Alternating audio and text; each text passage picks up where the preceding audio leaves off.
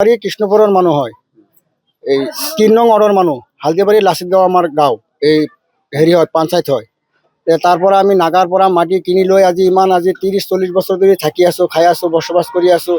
তাত বিভিন্ন মানুহ আছে, আদিবাসী আছে, কছাৰী আছে, বাঙালী আছে, নেপালী আছে। সব ৰাখি পেলাই আমাৰ মেহমান উচ্ছেদ কৰি খেদি দিলে। আমি তাত আমাৰ চৰকাৰী সব কিছু পাইছোঁ, কণ্ডলৰ চাউল পাইছোঁ, বুট দিছোঁ, তাত সব ইত্যাদি বস্তু আমাৰ আছে, ধান খেতি আছে। এতিয়া আমি তাত গ'লে আমাৰ তামোল বাগানকেইটা মানুহে উঠাই সব মানুহ লৈ আছে, আমি নাপাওঁ, আমাৰ বস্তুকেইটা আমি নাপাওঁ। এনেকুৱা ধৰণে কৰি আছে। আৰু হিমন্ত ছাৰে কৈ আছে যে ৩০০-৪০০ বিঘা মাটি আছে তাত মানুহৰ। কোনোবা মানুহৰ দেখাই দিব পাৰিব নেকি ৩০০-৪০০ বিঘা মাটি তাত আছে, জুখি পেলাই দেখাই দিয়কচোন, আমি চাওঁ। এজন মানুহৰ ৩০০-৪০০ বিঘা মাটি বুলি কৈ আছে হিমন্ত ছাৰে। হ'লেও কাৰো ৩০০ বিঘা মাটি নাই। ৩০ বিঘা মাটিৰ ওপৰত, 20 বিঘা মাটিৰ ওপৰত নাই, হ'লেও নাগাৰ পৰা 2 বিঘা 3 বিঘা মাটি কিনি লৈছে আৰু বাকী মাটিটো চুক্তি আদি লৈ খাই আছে নাগাৰ পৰা।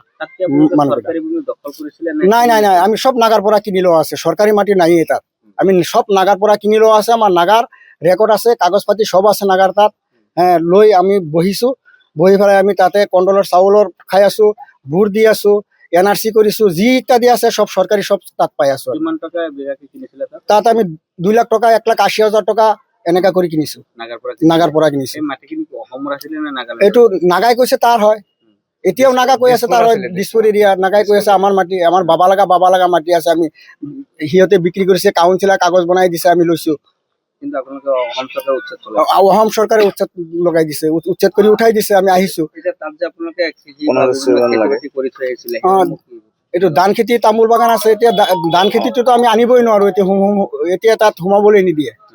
এই সংগঠনকেইটা আটাই আছে যে তাত তহঁতে সোমাব নোৱাৰিবি। তামোলটো লাগিছে, তামোলকেইটা সব আদিবাসী, নেপালী, কছাৰী সিহঁতে উঠাই পাৰি নি বিক্ৰী কৰি আছে 8 টকা 9 টকা কেজি।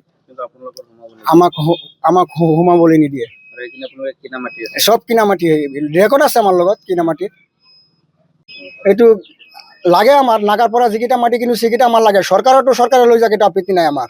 হ'লেও আমি যিকেইটা নাগাৰ পৰা কিনি লৈছোঁ সেইকেইটা আমাৰ লাগে। যদি এইটো অসমৰে মাটি আছে, তে নাগা আমাৰ লগত কেনেকৈ বিক্ৰী কৰিলে? নাগাই বিক্ৰী কৰিছে। আমি নাগাৰ পৰা আজি 10-15-20 বছৰ আগত ফাৰ্ষ্টতো আমি আদি হিচাপত খাইছোঁ, নাগাৰ পৰা আদি চুক্তি লৈ খাইছোঁ।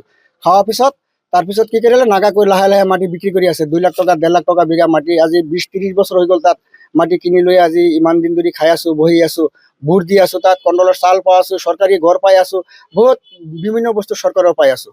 ফটককে চৰকাৰে আমাক নোৱাৰে, যাবই নিদিয়ে। এতিয়া এইখিনি এইটো কিবা সংগঠনে ধৰি আছে, তাত আমাক সোমাবলৈ নিদিয়ে। এতিয়া আদিবাসী লৈ আছে, কছাৰী লৈ আছে, নেপালী লৈ আছে, তাক সিহঁতক একো নকয়, খালি আমি যালে এনেকা কৰি থাকে। বাকী মানুহ সিহঁতে যাব পাৰে, আমি খালি যাব নোৱাৰোঁ। আমি নাগাৰ পৰা কিনি লোৱা আছে, এইটো কাৰণে আমি যাব নোৱাৰোঁ। এইটো আমাৰ এই সংগঠন কেইটা যে এইকেইটা খালি ঘূৰি আছে। এই অসমৰ সংগঠনকেইটা ঘূৰি আছে, আমাক তাত সোমালে সিহঁতে মাৰধৰ কৰে, অসন্মান কৰে, বেজ্জতি কৰে, তাত যাব নিদিয়ে। ইয়াত ঘৰটো আমাৰ এই নগাঁও আছে, ৰূপহী, কাঞ্চনপুৰ আছে, তাৰ পৰা গৈছোঁ। বিভিন্ন জেগাৰ পৰা মানুহ যাই পেলাই নাগাৰ পৰা মাটি কিনি লৈ বহিছে তাত।